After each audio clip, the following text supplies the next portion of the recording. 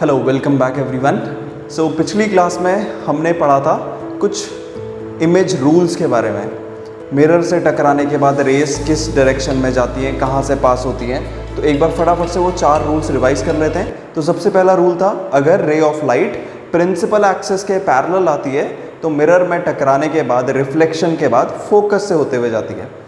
इसी का ऑपोजिट, अगर इंसिडेंट रे फोकस से पास होते हुए मिरर पे टकराती है तो रिफ्लेक्शन के बाद प्रिंसिपल एक्सिस के पैरेलल हो जाती है। अगर incident ray centre of curvature से पास होते हुए जाती है, सेंटर ऑफ कर्वेचर मिरर के सरकमफ्रेंस पे या पूरे स्फेरिकल मिरर पे कहीं पे भी परपेंडिकुलर होगी हमेशा, तो उस पे स्ट्राइक करने वाली रे ऑफ लाइट उसी रास्ते पे वापस चली जाती है। फोर्थ लास्ट रूल, पोल पे आने वाली रे ऑफ लाइट इक्वल एंगल बनाती है प्रिंसिपल एक्सिस के। इन्हीं 4 रूल्स पे बेस्ड हम इमेज डायग्राम सीखने वाले हैं। Image diagrams of both concave as well as convex mirrors. बहुत ही सिंपल डायग्राम्स हैं। 6 केसेस कॉनकेव के हैं, 2 केसेस कॉन्वेक्स के हैं। तो स्टार्ट करते हैं कॉनकेव से।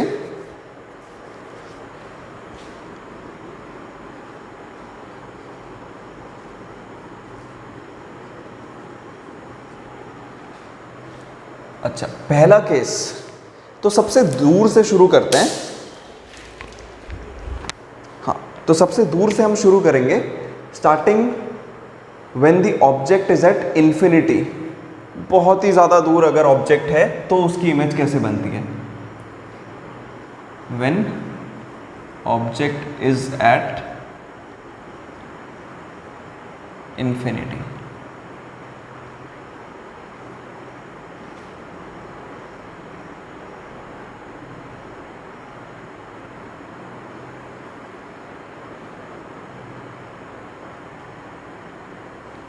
अच्छा, अगर आपको याद हो, लास्ट सेशन में हमने बात करी थी पैरेलल बीम ऑफ लाइट के 2 सोर्सेज होते हैं, एक तो लेज़र लाइट और एक ऐसा सोर्स जो इन्फिनिटी पे हो। तो भैया अगर ऑब्जेक्ट इन्फिनिटी पे है तो उससे लाइट कैसे आएगी? पैरेलल आएगी, पैरेलल बीम ऑफ लाइट आएगी। तो अब parallel beam of light from infinity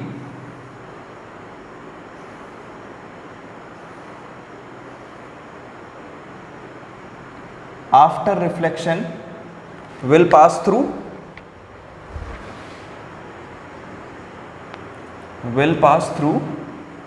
focus। अभी तो पढ़ा था पहला रूल।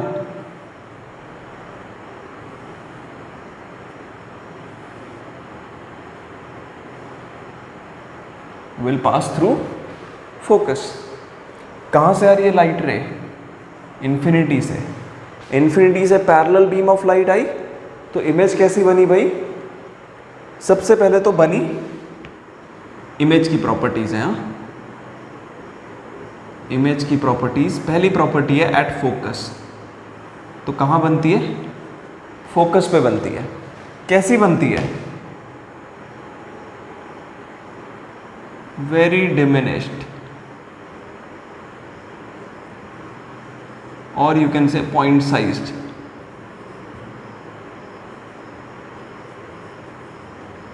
बहुत ही छोटी या पॉइंट साइज भी कह सकते हैं।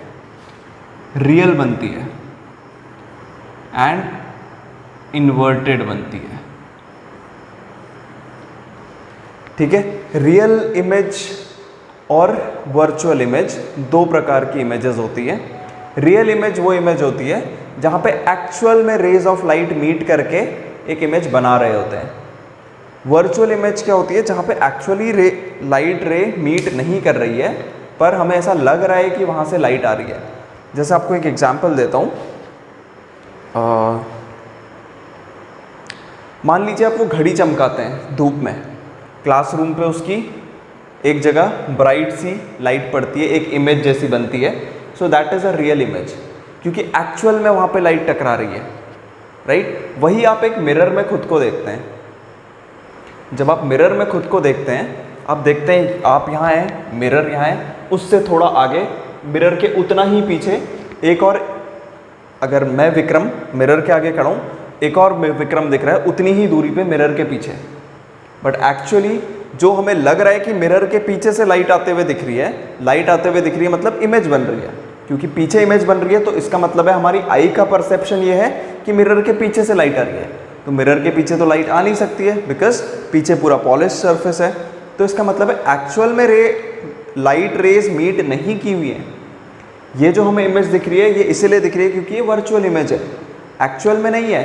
पर क्योंकि जो हमारी आंखों पे रे इंसिडेंट हो रही है वो सीधे सामने से हो रही है, तो वो रे जहाँ पे मीट करेगी वहाँ से मुझे इमेज बनते हुए दिखेगी। इसको थोड़ा थोड़ा करके हम और समझने की कोशिश करेंगे आने वाले एग्जाम्पल्स के सहित। अभी रियल इमेज को आपको ये समझना है कि रियल इमेज एक ऐसी इमेज होती है जहाँ पे एक्चुअल में लाइट रेज मीट की होती हैं। वर्चुअल इमेज एक ऐसी इमेज होती है जहाँ पे एक्चुअल में लाइट रेज मीट नहीं कर रही है बट लग रहा है कि वहाँ से आ रही है। ठीक है, एक और डिफरेंस, रियल इमेज को हम एक पर्दे पे उतार सकते हैं, एक शीट ऑफ पेपर पे इमेज को बना सकते हैं। जैसे घड़ी चमकाई थी तो दीवार एक सरफेस है जहाँ पे उसकी इमेज मैंने बना ली।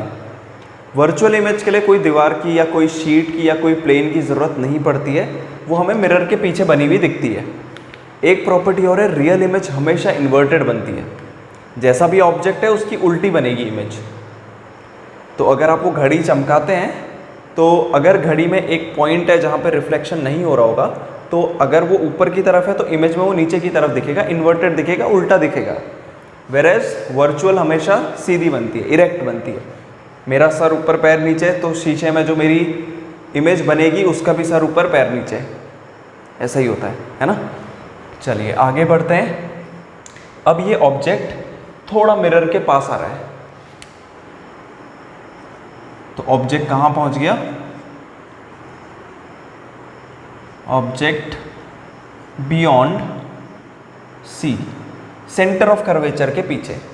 इन्फिनिटी और सेंटर ऑफ कर्वेचर के बीच में अगर कहीं पे भी ऑब्जेक्ट है तो उसकी इमेज कैसी बनेगी देखते हैं। ये पोल, ये फोकस, ये सेंटर ऑफ कर्वेचर, ऑब्जेक्ट यहाँ पे कहीं पे है। एक चीज़ हमें समझने की ज़रूरत है, जो बेस है, बेस की इमेज बेस पे ही बनने वाली है। इससे कितनी भी लाइट रेज चले जाएं, जहाँ पे ये लाइट रेज मीट करेंगी वहीं पे इमेज बनती है। इसको मैं आपको समझा भी देता हूँ। इमेज बनाने का तरीका क्या होता है कि इमेज हमेशा हम एक ही पॉइंट की यूजुअली बनाते हैं, जो कि है हेड ऑफ द ऑब्जेक्ट। क्योंकि हम मान के चलते हैं कि ये फुट क्योंकि प्रिंसिपल एक्सिस पे है, तो फुट की इमेज प्रिंसिपल एक्सिस से टच करती हुई ही बनेगी। हमें अगर पता चल जाए हेड कहाँ बन रही है तो डायरेक्ट नीचे को हम उसकी इमेज बना लेते हैं।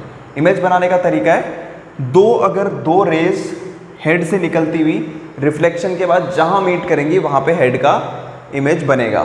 फॉर एग्जाम्पल, हेड से, दोबारा समझाऊँ इसे, इमेज वहाँ बनती है जहाँ पे अगर हमें हेड की इमेज चाहिए तो हेड की इमेज वहाँ बनेगी जहाँ पे हेड से निकली हुई एटलीस्ट दो रेज मीट करेंगी। एटलीस्ट दो रेज मीट करेंगी, इसका मतलब है उससे ज़्यादा भी कर सकती हैं बट एटलीस्ट दो मीट करनी चाहिए, राइट। जो फुट है इसका, फुट से निकली हुई सारी रेज यहीं पे मीट करेंगी प्रिंसिपल एक्सिस पे। यहाँ पे मतलब इसी पॉइंट पे नहीं, प्रिंसिपल एक्सिस पे कहीं पे, ठीक है। तो हेड से हम दो रेज हमारी कन्वीनियंस के हिसाब से कोई सी भी बना सकते हैं। तो सबसे पहला वाला रूल देख लेते हैं। प्रिंसिपल एक्सिस के पैरेलल गई तो रिफ्लेक्शन के बाद फोकस से पास होते हुए निकल गई। इसके अलावा आप दूसरा कोई सा भी यूज़ कर सकते हैं। हो सकता है आप फोकस से पास करा के पैरेलल करवा दें, वो भी चलेगा। सेंटर ऑफ कर्वेचर से करवा दें, वो भी चलेगा। तो ये गई और इसी डायरेक्शन में वापस भी आ गई। तो अब देखिए हेड से निकली वाली दो रेज कहाँ मीट कर रही हैं? After reflection. आफ्टर रिफ्लेक्शन कहाँ मीट कर रही है? यहाँ पे। तो भैया जो इमेज बनेगी वो कुछ इस तरीके से बनेगी, ठीक है। आप चाहें तो इसमें दूसरा रूल भी अप्लाई कर सकते हैं। फोकस से गई, फोकस से जाने के बाद पैरेलल हो गई, तो भी यहीं पे मीट कर रही है। आप चाहें ये सेंटर ऑफ कर्वेचर वाला मिटा दें लाइन,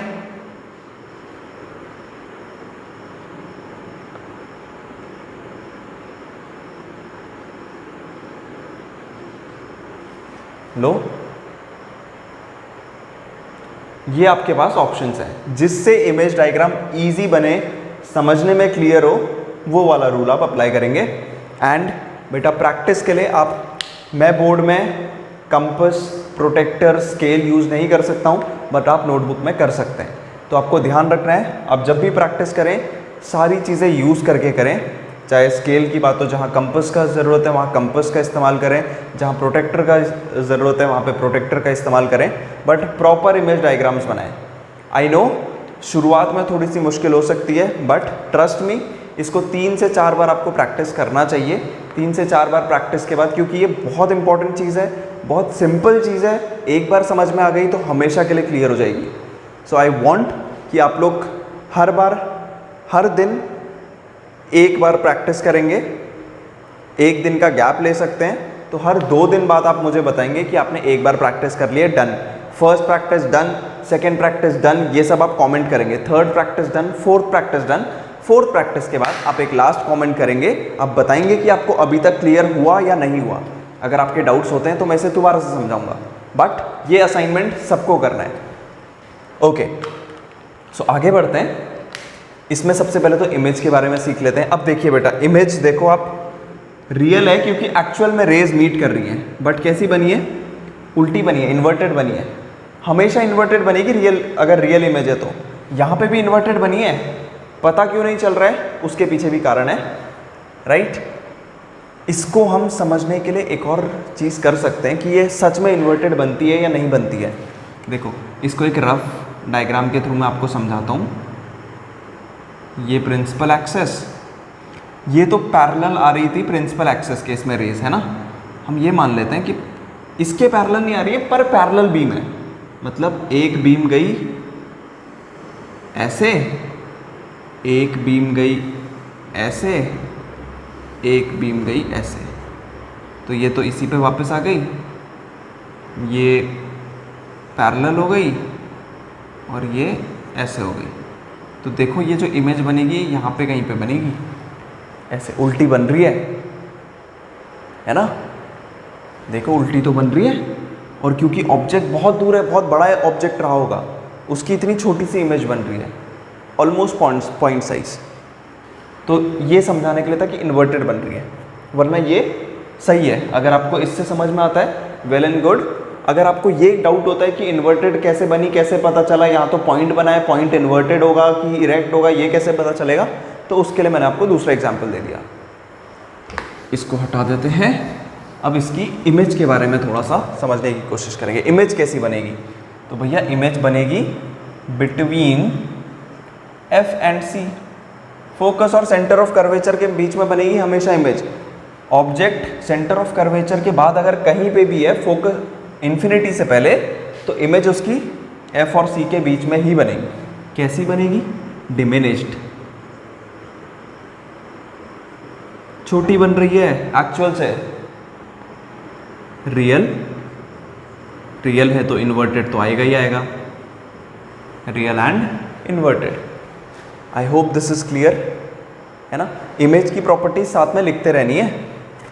चलो इसको और पास ले जाते हैं ऑब्जेक्ट को मिरर के। अब सी और इन्फिनिटी के बीच में था, तो इसको उठा करके सी पे रख देते हैं। अगर ऑब्जेक्ट सेंटर ऑफ कर्वेचर पे हो तो क्या होगा? अगर ऑब्जेक्ट सेंटर ऑफ कर्वेचर पे हो तो क्या होगा? पोल, फोकस और ये सेंटर ऑफ कर्वेचर। बेटा अगर आपने ये इक्वल मेजर किया है, फोकस और सेंटर ऑफ कर्वेचर, ये डिस्टेंस अगर इक्वल हैं, तो आपका डायग्राम परफेक्ट बनेगा। एक रे पैरेलल गई और ये रिफ्लेक्शन के बाद कहाँ से आ गई? फोकस से। अब देखो इसमें एक रूल तो अप्लाई नहीं हो सकता है कि रे पास हुई सेंटर ऑफ कर्वेचर से। हेड से निकलती हुई रे सेंटर ऑफ कर्वेचर से पास होते हुए मिरर में स्ट्राइक करेगी ही नहीं, तो उस रूल को हटा ही देते हैं। दूसरा रूल हम ये कर सकते हैं कि ये पास हो गई फोकस से।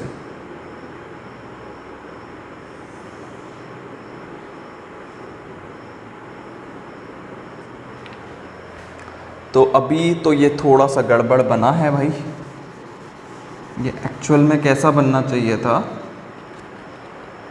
क्योंकि अभी हम लोग स्केल वगैरह इस्तेमाल नहीं कर रहे हैं, तो इस वजह से थोड़ा गड़बड़ बन रहा है। बट अदरवाइज़ ये ऐसे बनेगा एग्जैक्टली, ठीक है। ओके। तो इससे हमें क्या पता चल रहा है, अगर ऑब्जेक्ट सेंटर ऑफ कर्वेचर पे तो उसकी इमेज भी सेंटर ऑफ कर्वेचर पे बनती है, बराबर साइज की बनती है। ठीक है, यहाँ पे लिख देंगे इमेज एट सी, क्या सेम साइज। और लास्ट पॉइंट रियल भी है, और रियल है तो इन्वर्टेड तो होगी ही।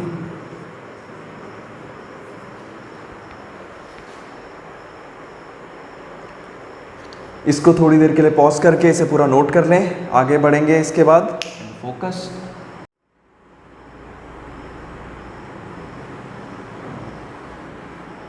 पोल, फोकस, सेंटर ऑफ कर्वेचर। अगर यहाँ कहीं ऑब्जेक्ट है तो भाई एक लाइन पैरेलल रिफ्लेक्शन के बाद फोकस से। अब सेंटर ऑफ कर्वेचर से तो जा नहीं सकती है, बट फोकस से जा सकती है, तो एक लाइन गई फोकस से। अब इसको हम प्रोड्यूस करेंगे आगे की तरफ, तो ये बनेगी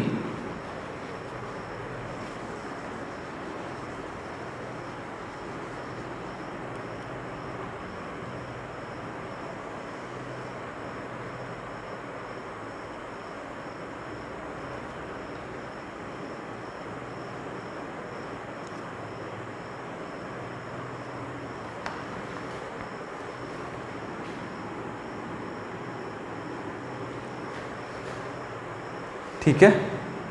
तो इमेज कहाँ पे बनी, बियॉन्ड सी।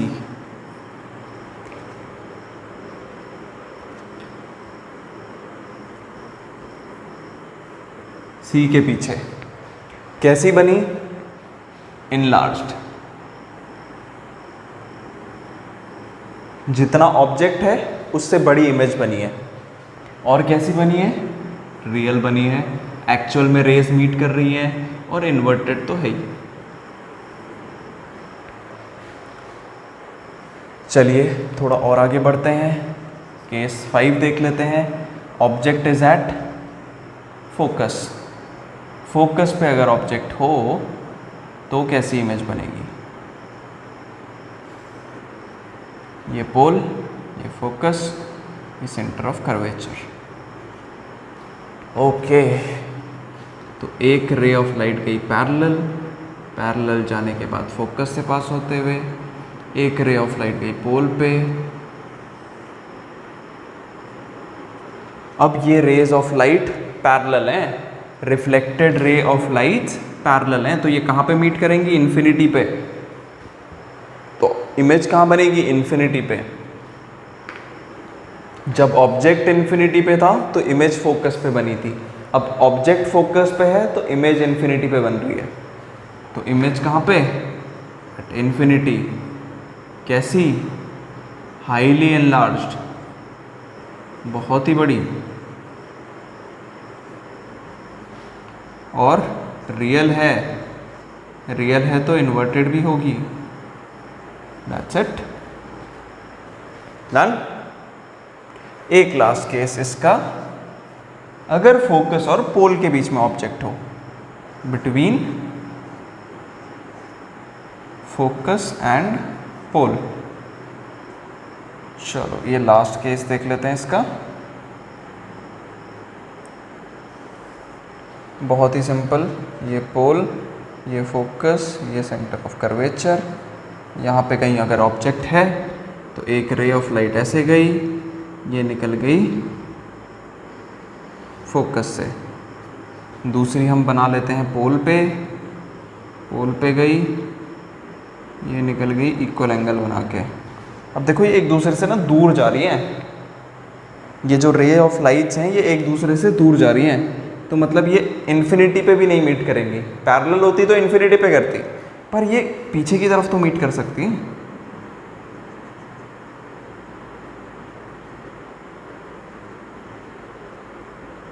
तो भाई कहाँ बन गई इमेज, मिरर के पीछे साइड। एक्चुअल में रेज मीट करी, नहीं करी, मिरर के पीछे कहाँ गई। पर ऐसा लग रहा है जो यहाँ से देखेगा उसे क्या लगेगा, अगर ये ह्यूमन आई है तो इसे लगेगा कहाँ से आ रही है रेज, मिरर के पीछे से। तो इसे इमेज कहाँ पे दिखेगी, मिरर के पीछे बनी हुई दिखेगी। अब क्योंकि देखो ये रियल नहीं है, ये क्या है, वर्चुअल है, एक्चुअल में नहीं है, वर्चुअल है। तो वर्चुअल इमेज कैसी बनती है, सीधी बनती है, एकदम इरेक्ट। यही लिखना है। बिहाइंड द मिरर, कहाँ बन रही है, बिहाइंड द मिरर, मिरर के पीछे साइड बन रही है ना इमेज। कैसी बन रही है, एनलार्ज्ड, ऑब्जेक्ट के साइड से बड़ी बन रही है। और कैसी है, रियल है, नहीं है, वर्चुअल बन रही है।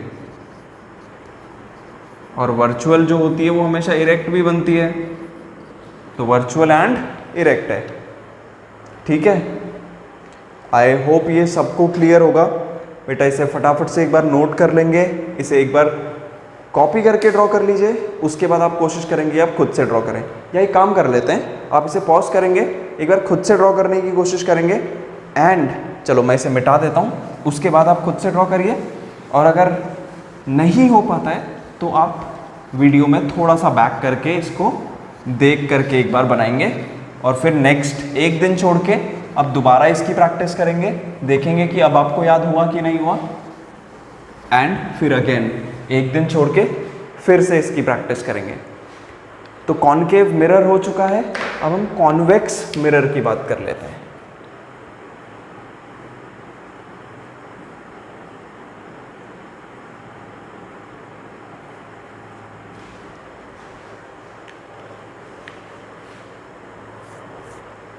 कॉन्वेक्स मिरर, कॉन्वेक्स मिरर कैसा होता है, ऐसा। अब कॉन्वेक्स मिरर के हमारे सिंपल दो ही केसेस हैं। अगर ऑब्जेक्ट इन्फिनिटी पे है, पहला ऑब्जेक्ट अगर इन्फिनिटी पे है, बेटा इसका फोकस किस साइड बनेगा, इधर बना दूं, इधर सेंटर ऑफ कर्वेचर बना दूं, नहीं बनेगा। स्फेयर इस साइड है तो सेंटर ऑफ कर्वेचर और फोकस भी इसी साइड होगा, है ना। सेंटर ऑफ कर्वेचर क्या होता है, centre of the sphere of which the mirror is a part. एक ऐसे स्फेयर का सेंटर जिसका पार्ट ये मिरर है, तो वो स्फेयर तो इस साइड बनेगा, जो गोला बन रहा है वो इस तरफ को बन रहा है, तो सेंटर ऑफ कर्वेचर भी इस तरफ और फोकस भी इस तरफ। अच्छा, अब इन्फिनिटी से object at infinity, object at infinity, infinity से पैरेलल आने वाली लाइट। कॉन्वेक्स मिरर के लिए क्या पढ़ा था, ऐसा लगता है कि फोकस से आ रही है, ऐसा लगता है कि फोकस से आ रही है, ऐसे जाती है, एक्चुअली फोकस से आते हुए लगती है और ऐसे जाती है। तो इमेज कहाँ बनेगी, इन्फिनिटी से आने वाली रेस की इमेज कहाँ बनेगी, फोकस पे बनेगी, एट फोकस। ये इमेज की प्रॉपर्टी है। और कैसी बनेगी, हाईली डिमिनिश्ड, बहुत छोटी, हाईली डिमिनिश्ड, बहुत छोटी, या फिर पॉइंट साइज भी कह सकते हैं, पॉइंट साइज। तीसरा, रियल बन रही है, वर्चुअल बन रही है, मिरर के पीछे बन रही है, रियल कैसे बन सकती है, एक्चुअल में वहां रेज जाएंगे ही नहीं, तो कैसी है, वर्चुअल है। और वर्चुअल है तो इरेक्ट भी होगी। डन, ठीक है। एक लास्ट केस, इसमें सिर्फ दो ही केस हैं। अगर ऑब्जेक्ट पोल और इन्फिनिटी के बीच में कहीं भी है, object between pole and infinity,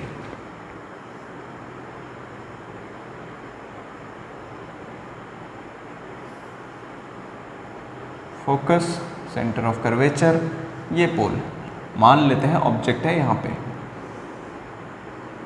तो parallel beam of light focus से पास होते हुए दिखती है, ऐसे चले जाती है। दूसरी लाइट आप चाहे पोल पे कर लो चाहे सेंटर ऑफ कर्वेचर पे कर लो, एक ही बात है। तो सेंटर ऑफ कर्वेचर की तरफ जा रही है तो उसी डायरेक्शन में वापस आ जाएगी। याद है ना, जो रे of light centre of curvature को स्ट्राइक करती है वो उसी रास्ते पे वापस जाती है। ये रे ऑफ लाइट, अब क्योंकि एक्चुअली सेंटर ऑफ कर्वेचर इस तरफ तो है नहीं, तो उस तरफ स्ट्राइक कर रही है, उस तरफ स्ट्राइक कर रही है, तो जिस रास्ते से आई थी उसी रास्ते पे वापस हो ली है। अच्छा, अब ये रे ऑफ लाइट बेटा डाइवर्जिंग रेज है, एक दूसरे से दूर जाती हुई रेज हैं आफ्टर रिफ्लेक्शन, देखिए दूर जा रही हैं, तो ऑब्वियस सी बात है आगे कहीं पे मीट नहीं करेंगी। कहाँ मीट करेंगी? पीछे की तरफ। पीछे की तरफ कहाँ पे मीट कर रही है? यहाँ पे। तो इमेज बन गई है इस तरफ। कैसी इमेज बनी है? कहाँ बनी है? Between pole and focus. कैसी है? डिमिनिश्ड, छोटी है। और कैसी है? रियल है कि वर्चुअल है? अरे भाई असली में कहाँ रेज मीट कर रही हैं, तो वर्चुअल है। और वर्चुअल तो है ही, पर साथ में इरेक्ट भी है, सीधी बनी है बिल्कुल, है ना। हमने हेड की इमेज बनाई थी, हेड से निकली हुई दो रेज हैं, यहाँ पे मीट कर रही हैं। हम कह रहे हैं कि फुट हमेशा प्रिंसिपल एक्सिस पे बनता है, तो सीधी बनी है। आई होप ये सबको क्लियर हुआ होगा। ओके, तो अगर आपने ये सब नोट कर लिया है, अब हम बात करेंगे uses of these mirrors. Concave और कॉन्वेक्स मिरर्स यूज़ कहाँ पे होते हैं? तो इसमें ज़्यादातर जो हमें इमेजेस देखनी होंगी वो इन्फिनिटी और पोल के बीच में होंगी। और इन्फिनिटी और पोल के बीच में ये कैसी इमेज बना रहा है? छोटी इमेज बना रहा है, रियल इमेज बना रहा है। तो मतलब ऐसे चीज़ें जहाँ पे हमें अगर ऑब्जेक्ट का साइज़ छोटा भी हो, अगर ऑब्जेक्ट का साइज़ छोटा होगा मतलब एंगल ऑफ व्यू, जो व्यू एंगल होगा वो बड़ा होगा, मतलब ज़्यादा चीज़ें दिख पाएंगी इस छोटे मिरर में। तो ऐसे मिरर्स कौन से होते हैं?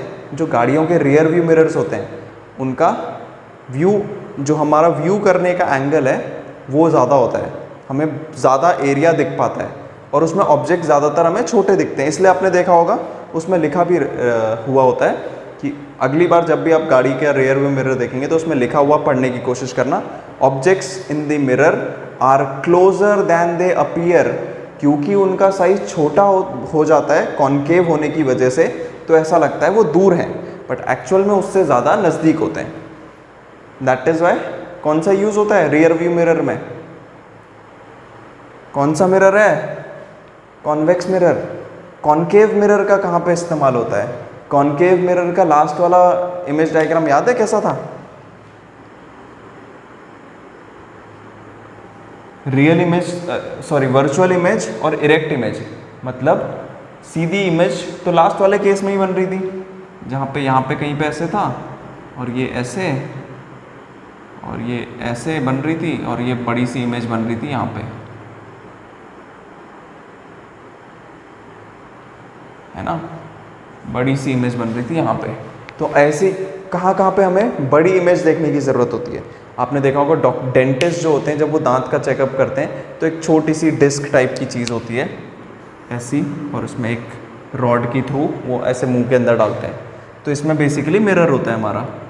तो ये मिरर कॉन्केव मिरर होता है ताकि इसमें बनने वाली इमेज थोड़ी बड़ी बने, तो हमें दांत की जो इमेज बन के दिख रही है वो थोड़ी बड़ी दिखे, ताकि हम आइडेंटिफाई कर पाएँ क्या प्रॉब्लम है दांत में, राइट। तो डेंटिस्ट यूज़ करते हैं कॉन्केव मिरर। अब क्योंकि कॉन्केव मिरर का एक और एग्जाम्पल हो सकता है कि वो इन्फिनिटी से आने वाली इमेज को फोकस पे स्ट्राइक करती है या फोकस पे बनाती है उसकी इमेज, तो हम सनलाइट को अगर हमें कहीं पे फोकस करना है तो उसके लिए भी कॉन्केव मिरर का इस्तेमाल कर सकते हैं।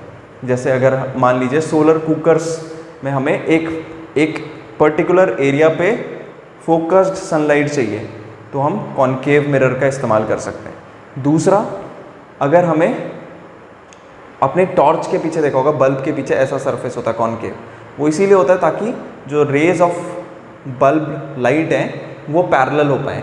बल्ब की अगर पोजीशन फोकस पे होगी और ये कॉन्केव मिरर, तो फोकस से आने वाली लाइट इस पर स्ट्राइक करने के बाद पैरेलल हो जाती है, यही पढ़ा था। तो इसीलिए उसको फोकस पे रखते हैं और कॉन्केव मिरर लगा लेते हैं। हेडलाइट्स में भी कॉन्केव मिरर यूज़ होता है ताकि लाइट दूर तक जाए। Parallel beam of light spread कम होती है, तो इसीलिए दूर तक क्लियर दिखाई देता है। जितना ज़्यादा स्प्रेड होगी लाइट की इंटेंसिटी उतना कम होते रहेगी। लाइट की इंटेंसिटी कम होगी तो हमें चीज़ें साफ साफ नहीं दिखाई देंगी। अगर हमें चीज़ें साफ देखनी है तो हमें क्या चाहिए कि इंटेंसिटी ज़्यादा हो, तो मतलब डाइवर्जेंस कम हो, ज़्यादा फैले ना, आसपास रहें। पैरेलल होंगी तो ऐसा ही होगा। ओके, सो यूजेस के बाद एक छोटा सा पार्ट है इसमें, साइन कन्वेंशन। साइन कन्वेंशन मतलब कि हम साइन किस चीज़ का क्या साइन माने, ऑब्जेक्ट की डिस्टेंस को पॉजिटिव लें कि नेगेटिव लें, इमेज की डिस्टेंस को पॉजिटिव लें कि नेगेटिव लें। जैसे कि इस साइड ऑब्जेक्ट है, मान लेते हैं 2 मीटर इस तरफ ऑब्जेक्ट है, 4 मीटर उस तरफ इमेज बन रही है। तो इस 2 मीटर को प्लस लें या इस 4 मीटर को प्लस लें? तो सिंपल सा है, साइन कन्वेंशन इतना बड़ा पढ़ने की ज़रूरत नहीं है। एक ग्राफ देख लो कैसा होता है, एक्स एक्सेस होती है और ये वाई एक्सेस होती है। एक्स एक्सेस में इधर सब पॉजिटिव पॉजिटिव पॉजिटिव होता है, इधर सब नेगेटिव नेगेटिव नेगेटिव होता है। वाई एक्सेस में ऊपर की तरफ सब पॉजिटिव पॉजिटिव होता है, नीचे की तरफ सब नेगेटिव नेगेटिव होता है। तो मान लेते हैं कि यहाँ पे मिरर है। अगर ये मिरर है तो मिरर के इस तरफ का सब नेगेटिव, उस तरफ का सब पॉजिटिव, मतलब ये ऑब्जेक्ट की डिस्टेंस क्या हो जाएगी? नेगेटिव। इमेज की डिस्टेंस क्या हो जाएगी? पॉजिटिव। इस वाले केस में जिसमें इमेज भी इस तरफ बन रही है उसमें इमेज भी नेगेटिव। फोकल लेंथ, फोकस इस तरफ है तो focal length positive. Radius of curvature positive. इस वाले में focal length negative, radius of curvature भी नेगेटिव। इमेज की हाइट पॉजिटिव, ऑब्जेक्ट की हाइट पॉजिटिव। अगर इमेज ऐसे बनती तो इमेज की हाइट नेगेटिव हो जाती, क्योंकि इस वाली एक्सिस के नीचे बना है। इस एक्सिस के नीचे की तरफ जो भी होता है वो नेगेटिव होता है, इस तरफ जो बनेगा वो भी नेगेटिव होगा, इस तरफ जो बनेगा वो पॉजिटिव होगा। अगर हम डिस्टेंस यहाँ से इधर की नाप रहे हैं तो पॉजिटिव, इधर से ऊपर की नाप रहे हैं तो पॉजिटिव, इधर से नीचे की नाप रहे हैं तो नेगेटिव। ये प्रिंसिपल एक्सिस है, एक्स एक्सिस को प्रिंसिपल एक्सिस मान लो, वाई एक्सिस को मिरर मान लो। अब देख लो भाई, जैसा इसमें साइन कन्वेंशन वैसा ही मिरर के लिए भी यूज़ होता है। इसके बारे में थोड़ा सोच लो, टाइम ले लो, नोट कर लो। उसके बाद हम बढ़ते हैं एक आखिरी टॉपिक पे। उसके बाद हम स्टार्ट करेंगे रिफ्रैक्शन, जो कि हम अपने नेक्स्ट सेशन में स्टार्ट करेंगे। तो नेक्स्ट वीडियो बनेगा रिफ्रैक्शन पे, बट उस पे पहुंचने से पहले आई वांट कि everybody should do a small revision of whatever we have done till now. अभी तक जो भी हो चुका है उसका एक छोटा सा फटाफट से रिवीजन कर लेंगे, एक बार सारी चीज़ें समझ लेंगे। जब आप सब समझ जाएंगे उसी के बाद आगे बढ़ने में मज़ा भी आएगा। तो उसके लिए ज़रूरी है कि आप सब कुछ पहले फटाफट से रिवाइज कर लें, समझ लें। अगर कोई डाउट्स हैं तो कमेंट में आप अपने डाउट्स पुट इन कर सकते हैं। मैं कोशिश करूँगा कि उन सभी डाउट्स को क्लियर कर पाऊँ। चलिए, तो आखिरी चीज़ थी मिरर फार्मूला। मिरर फार्मूला क्या है कि भाई 1/v plus 1/u is equals to 1/f होता है। अब ये v, u और f क्या है ये भी देख लेते हैं। इसमें से एक है इमेज की डिस्टेंस, एक है ऑब्जेक्ट की डिस्टेंस। u और v में से एक है इमेज की डिस्टेंस और एक है ऑब्जेक्ट की डिस्टेंस। अच्छा, अल्फ़ाबेटिकल ऑर्डर में पहले क्या आता है? पहले u आता है, फिर क्या आता है? v आता है। तो इसीलिए जो पहले आता है वो ऑब्जेक्ट होगा। जब ऑब्जेक्ट होगा तभी तो इमेज बनेगी। ऑब्जेक्ट डिस्टेंस, इसे याद करने का तरीका है मेरा। अगर आपको आसान लगता है इसे याद करना तो आप भी इसे यूज़ कर सकते हैं, अदरवाइज आपको अगर डायरेक्टली याद हो जाता है वेल एंड गुड। तो ऑब्जेक्ट डिस्टेंस, क्योंकि ऑब्जेक्ट पहले आता है तो अल्फ़ाबेटिकल ऑर्डर में जो पहले आता है वो ऑब्जेक्ट डिस्टेंस बताएगा। और v क्योंकि बाद में आता है, इमेज भी बाद में बनती है, तो इसीलिए इमेज डिस्टेंस हो गया v। f है फोकल लेंथ।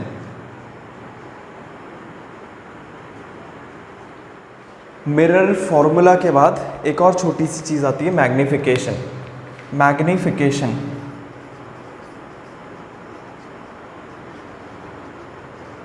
मैग्नीफाई करना मतलब बड़ा करना, इमेज का साइज चेंज करना। तो मैग्निफिकेशन बताता है कि इमेज का साइज बड़ा हुआ है कि छोटा हुआ है या उतना ही है। तो मैग्निफिकेशन m से डिनोट करते हैं। इसका फॉर्मूला होता है height of image upon height of object.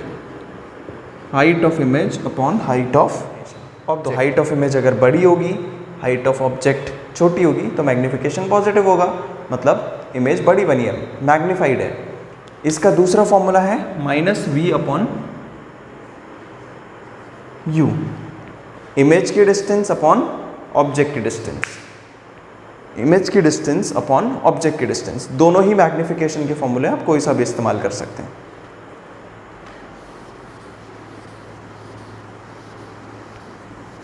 अच्छा, एक छोटा सा एग्जाम्पल करके देखते हैं। क्वेश्चन है एनसीईआरटी में कि अ कॉन्वेक्स मिरर, जो एक ऑटोमोबाइल के रियर व्यू मिरर की तरह इस्तेमाल किया जाता है, उसका रेडियस ऑफ कर्वेचर गिवन है 3 मीटर्स।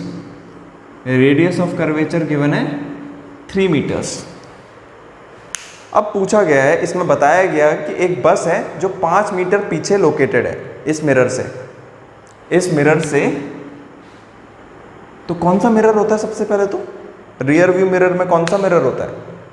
कॉनकेव की कॉन्वेक्स? कॉन्वेक्स।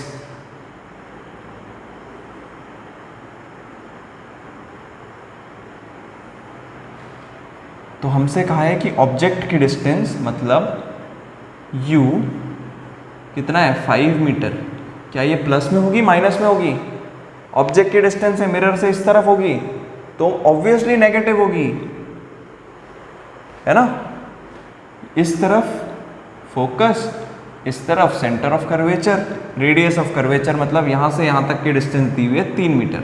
तो यहाँ से हम फोकल लेंथ निकाल सकते हैं, half of 3 that is 1.5। Positive की नेगेटिव? इस तरफ है, कॉन्वेक्स मिरर है, इस तरफ फोकस, तो मतलब पॉजिटिव होगी फोकल लेंथ। तो ये पॉजिटिव ही रहने देंगे, 1.5 मीटर्स पॉजिटिव में। अच्छा, फॉर्मूला यूज़ कर लेते हैं भाई, 1/v plus 1/u is equals to 1/f। अब 1/v मतलब हमें ये तो निकालना ही है भाई, हमें ये पता ही नहीं है। 1/u की जगह हम लिख सकते हैं -5 और इधर लिख सकते हैं 1.5। अच्छा, अब इसको सॉल्व कर लेते हैं। ये उस साइड चले जाएगा 1/v। अच्छा, इसको एक बार फिर से समझा दूँ, इसको -1/5 लिख सकते हैं और ये हो जाएगा 1/1.5। माइनस डिवाइड बाय -5 था तो ये इसको -1/5 भी लिख सकते हैं, ठीक है। अब इसको 1/v को हम ऐसे इस -1/5 को उस साइड जा करके प्लस कर सकते हैं। सो 1/1.5 प्लस 1/5, 15 मान लेते हैं भाई इसे। 1.5 इंटू 10 करने पे 15 आता है तो यहाँ पे 10 हो जाएगा। 5 3 15 होता है तो 3 हो जाएगा। ये हो गया 13/15। अब 1/v आ गया 13/15 तो v आ जाएगा 15/13 मीटर्स। डन। 15/13 मीटर्स हमारा क्या आ गया? Object distance.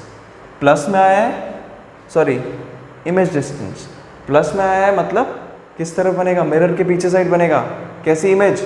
वर्चुअल। कैसी? इरेक्ट। इमेज की प्रॉपर्टीज बता रहा हूँ। सबसे पहली बात तो मिरर से 15/13 मीटर दूर बनेगा, विच इज 1.15।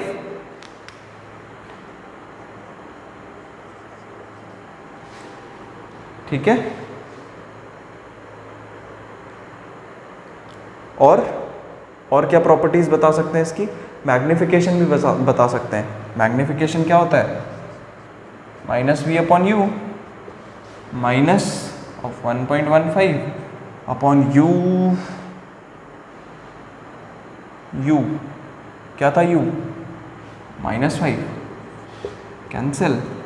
1.15 अपॉन 5 0.2 15 3 0.23 क्या कैसा मैग्निफिकेशन है? इमेज साइज बड़ी होगी छोटी होगी? ऑफ कोर्स छोटी होगी। 1 से बड़ा होता तो बड़ी बनती, 1 से छोटा आ रहा है तो मतलब छोटी बनेगी इमेज।